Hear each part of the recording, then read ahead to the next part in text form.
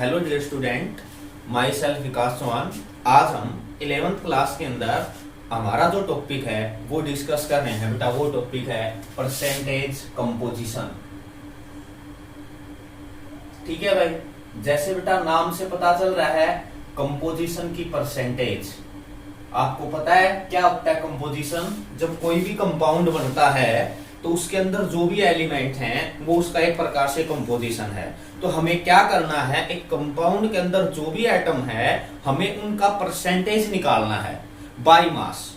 ठीक है, जिससे हम क्या पता लगा सकेंगे कि भाई जो हमें सैंपल दिया गया है वो प्यूरिफाइड है, पूरी प्यूरिटी के बारे में एक्सप्लेन कर सकेंगे, उसके बारे में बता सकेंगे कि भाई वो बिल्कुल ठीक कंपाउंड है हमारे पास। तो इसके लिए हमें क्या करना पड़ेगा, परसेंटेज निकालने के लिए आपका फॉर्मूला बेटा मास ऑफ द एलिमेंट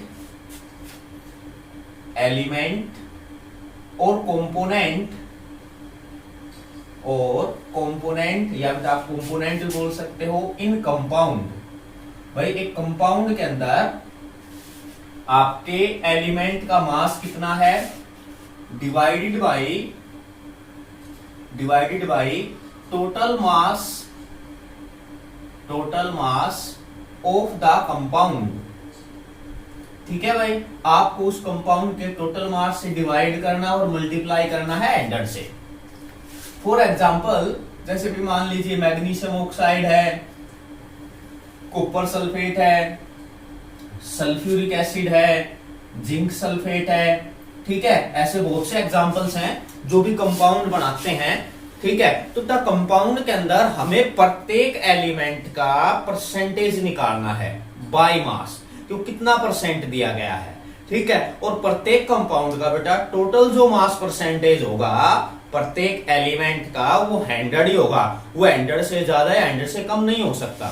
ठीक है, तो इसके लिए हम एग्जांपल लेते हैं भाई मैग्नीशियम ऑक्साइड।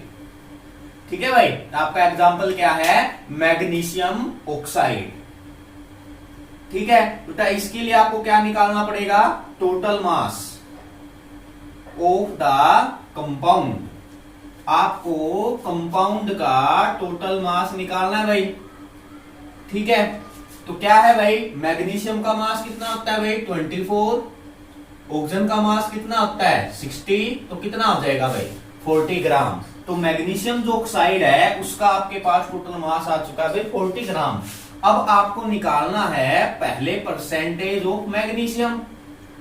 भाई मैग्नीशियम की परसेंटेज निकाली तो क्या कहता है, mass of the element in compound. इस कंपाउंड के अंदर उस एलिमेंट का मास कितना है भाई 24। मैग्नीशियम वो एलिमेंट है, उसका मास कितना है भाई 24 डिवाइडेड बाई 40 इंटू 1000। ठीक है भाई, तो कितना आ जाएगा भाई 60%। तो क्या आ गया आपके पास 60%, क्या आ गया परसेंटेज, किसका परसेंटेज आ गया भाई मैग्नीशियम का। ठीक है, अब हम बात करते हैं परसेंटेज ऑफ ऑक्सीजन। ऑक्सीजन के परसेंटेज की भाई, तो ऑक्सीजन कितना है 16 डिवाइडेड बाई 40 इंटू 1000। ठीक है, कितना आ गया भाई 40%। अब आप इसको अगर आप ऐड करोगे परसेंटेज को तो आपके पास कितना बनता है 100%। ठीक है, तो इसी तरह आपको सभी एग्जांपल्स करने हैं कि भाई आपको कोई भी कंपाउंड दे दिया जाएगा बेटा, उसके अंदर आपको वेरियस एलिमेंट्स का आपको क्या निकालना है, मास परसेंटेज। ठीक है, आप एग्जांपल करके देखिए आप। इसके बाद बेटा नेक्स्ट जो हमारा टॉपिक है वो है इंपेरिकल फॉर्मूला और मॉलिक्यूलर फॉर्मूला। ठीक है भाई, उसको समझने से पहले में बेटा फॉर्मूले के बारे में पता होना चाहिए कि फॉर्मूला क्या होता है। What do you mean by formula? तो भाई फॉर्मूला क्या है, एक प्रकार से सिंबॉलिक रिप्रेजेंटेशन है। ठीक है, क्या representation, symbolic representation in which number of atoms. ठीक है भाई, फॉर्मूला क्या है, एक प्रकार से सिंबॉलिक रिप्रेजेंटेशन है किसी भी कंपाउंड का कि भाई उसके अंदर कौन कौन से एटम है और वो कितने हैं ये हमें बताएगा। जैसे मान लीजिए भाई H2SO4 है, ये एक फॉर्मूला है, ये हमें बताएगा भाई इसके अंदर 2 हाइड्रोजन है, एक सल्फर है और 4 क्या है, ऑक्सीजन है। ठीक है, तो इसीलिए ये फॉर्मूला दो प्रकार का होता है। जो आपका फॉर्मूला होता है भाई वो बेटा दो प्रकार का है। एक आपके पास है इंपेरिकल फॉर्मूला और एक आपके पास है भाई मॉलिक्यूलर फॉर्मूला। तो पहले हम इंपेरिकल फॉर्मूला को कुछ बढ़ाते हैं। ठीक है भाई, तो इंपेरिकल फॉर्मूला क्या है भाई, whole number ratio of atom, मतलब कि भाई ये किसी भी एटम का होल नंबर रेशियो है। भाई मान लीजिए हमने ये बात बता दी कि भाई बेंजीन है, ठीक है, बेंजीन है भाई, ठीक है, तो बेंजीन का एटॉमिक रेशियो है CH, कि भाई बेंजीन है उसके अंदर कार्बन और हाइड्रोजन होगा। ठीक है, जैसे हाइड्रोजन प्रोक्साइड है भाई, हाइड्रोजन प्रोक्साइड है, तो इसका क्या हो जाएगा H और O, मतलब ये बताएगा उसमें कौन कौन से एलिमेंट है, उनकी संख्या नहीं बताएगा ये हमें। ठीक है, जैसे मान लीजिए ग्लूकोज है, तो भाई ग्लूकोज का फॉर्मूला क्या है CH2O, तो इसको हम क्या बोलेंगे इंपेरिकल फॉर्मूला, एक प्रकार से एटॉमिक रेशियो है। ठीक है, वेरियस एलिमेंट का। मॉलिक्यूलर फॉर्मूला क्या है, ये है भाई एक्चुअल फॉर्मूला, या आप ये बोल सकते हो ये ट्रू फॉर्मूला है, मतलब ये बताएगा नंबर ऑफ एलिमेंट, ये आपको बताएगा कि एक रियल जो कंपाउंड है उसके अंदर कौन कौन से कितने एलिमेंट है। ठीक है, इसे बताया भाई कौन कौन से एलिमेंट है, कार्बन, हाइड्रोजन, भाई बेंजीन C6H6, ये देखिए ये आपके पास क्या है इसका मॉलिक्यूलर फॉर्मूला, और ये क्या है आपके पास उसका इंपेरिकल फॉर्मूला। इसने सिर्फ आपको बताया एटम का रेशियो कि भाई कार्बन और हाइड्रोजन वो इस रेशियो में होंगे, इसने क्या बताया कि भाई उसके अंदर कितने कार्बन और कितने हाइड्रोजन है। ठीक है, हाइड्रोजन प्रोक्साइड H2O2, ग्लूकोज क्या होता है भाई C6H12O6। ठीक है भाई, बेटा ये क्या है, एक फॉर्मूला है, एक्चुअल फॉर्मूला है, जो क्या है मॉलिक्यूलर फॉर्मूला। अब बेटा मॉलिक्यूलर फॉर्मूला निकालने के लिए सबसे पहले आपको इंपेरिकल फॉर्मूला निकालना होता है। ठीक है, कैसे निकालते हैं हम अभी डिस्कस करते हैं।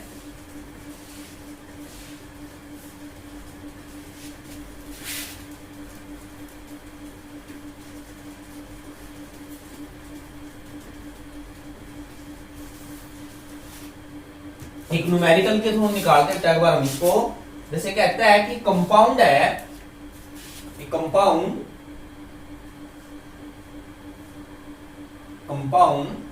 contain 4.07% हाइड्रोजन,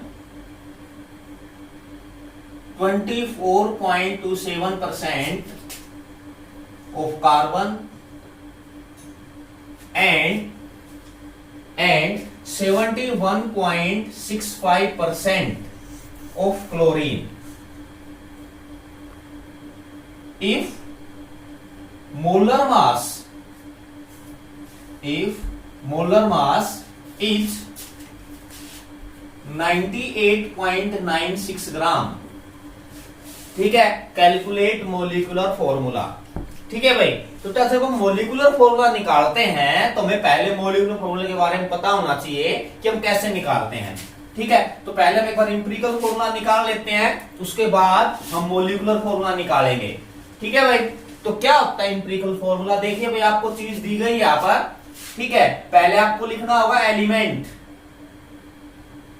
मैंने एलिमेंट लिख दिया कार्बन, हाइड्रोजन, ठीक है, और क्लोरीन। फिर आपको लिखना होगा उसका भाई सिंबल, भाई carbon C, hydrogen H, chlorine Cl। ठीक है, फिर आपको लिखनी होगी उसकी परसेंटेज जो आपको दे रखी है। भाई कार्बन की क्या है 24.27, हाइड्रोजन कितनी है भाई 4.07, क्लोरीन कितनी है भाई 71.65। ठीक है, अब कई बार क्या होता है वो 2 की वैल्यू दे देता है और बाकी छोड़ देता है, लिख देगा रेस्ट ऑफ दीज। तो आपको क्या करना है, एंड में उन दोनों को ऐड करके सब्ट्रैक्ट कर दीजिए, आपके पास उसकी वैल्यू आ जाएगी। अब भाई आपको क्या लिखना है, एटॉमिक मास, कि भाई उस एलिमेंट का एटॉमिक मास कितना आपके पास। तो कार्बन का कितना होता है भाई 12, हाइड्रोजन कितना होता है 1, क्लोरीन कितना होता है 35.5। अब आपको मोल्स निकालने हैं, मोल्स ऑफ एलिमेंट। कैसे निकालोगे? परसेंटेज को एटॉमिक मास से डिवाइड कर दीजिए, percentage divided by atomic mass. ठीक है भाई, क्या हो जाएगा? 24.27 divided by 12, 4.07 divided by 1, 71.65 divided by 35.5। यह आ जाएगा भाई आपका 2.02, यह आ जाएगा 4.07, यह आ जाएगा आपका 2.02। ठीक है, इसके बाद आपको क्या करना होगा? सिंपलेस्ट मोलर रेशियो लेना है भाई, सिंपलेस्ट मोलर रेशियो। आपको सिंपलेस्ट मोलर रेशियो चाहिए। सिंपलेस्ट मोलर रेशियो का मतलब क्या है? आपको इस क्वांटिटी में से जिसकी क्वांटिटी स्मॉल दिखती है, छोटी दिखती है, उसको आपको सभी से डिवाइड करना है। भाई 2.02 आपको स्मॉल दिख रही है तो इससे डिवाइड कर दीजिए। 4.07 को 2.02 से, 2.02 को 2.02 से, 1, 2 और 1 आ जाएगा। ठीक है, यहाँ पर तो ठीक है, आपको नेक्स्ट स्टेप नहीं करना होता, लेकिन फिर भी अगर वैल्यू पॉइंट में आ जाती है तो आपको लिखना होता है simplest whole number molar ratio. ठीक है, होल नंबर से आपको इसकी मल्टीप्लाई करनी, भाई 1 से कर देता हूं, 1, 2, 1। ठीक है, तो ये आपके पास क्या आ जाएगा भाई? इंपिरिकल फॉर्मूला कि भाई क्या कार्बन 1 है, हाइड्रोजन 2 है और क्लोरीन Cl है। ठीक है, अब हमें निकालना है मोलिकुलर फॉर्मूला। तो भाई जो मोलिकुलर फॉर्मूला होता है, मोलिकुलर फॉर्मूला जब आप निकालते हो तो उसके लिए आपको क्या करना होता है भाई? n से मल्टीप्लाई करनी होती है इंपिरिकल फॉर्मूले की, इससे n से। अब n क्या होता है? n के लिए आपको करना होगा, ठीक है भाई, अब आपको n निकालना है। n के लिए आप क्या करोगे भाई? Molecular mass divided by empirical formula mass. अब बेटा वो आपको उसमें मोलिकुलर मास देगा, मोलिकुलर मास नहीं देगा तो वो आपको वेपर डेंसिटी देगा भाई। तो कोई बात नहीं, वेपर डेंसिटी को अगर आप 2 से मल्टीप्लाई कर दोगे तो आपके पास मोलिकुलर मास आ जाएगा। ठीक है, चलिए हम निकालते हैं। पहले हम निकाल लेते हैं भाई इंपिरिकल फॉर्मूला मास। निकालिए, कार्बन का भाई 12, हाइड्रोजन का 1, 2 के लिए 2, कितना आ जाएगा भाई? 35.5। ठीक है, ये कितना हो जाएगा? 49.5। ठीक है, क्या हो जाएगा भाई आपका? 49.5। तो आपका इंपिरिकल फॉर्मूला मास कितना आ चुका है? 49.5। अब आपको निकालना क्या भाई? Molecular formula. तो मोलिकुलर फॉर्मूला से पहले आपको n निकालना पड़ेगा भाई। n क्या है? Molecular mass divided by empirical formula mass.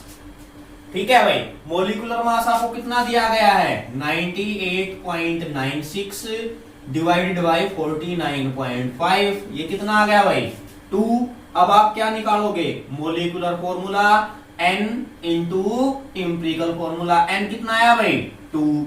Empirical formula क्या था आपका? CH2Cl। तो क्या बन जाएगा भाई? C2H4Cl2। ठीक है, ये आपका क्या है भाई? मोलिकुलर फॉर्मूला है। तो मोलिकुलर फॉर्मूले के लिए सबसे पहले आपको इंपिरिकल फॉर्मूला निकालना पड़ेगा। तो इसके अंदर से अपने क्वेश्चंस या न्यूमेरिकल्स को आप सोल्व कीजिए, बाकी बेटा हम नेक्स्ट क्लास के अंदर डिस्कस करते हैं।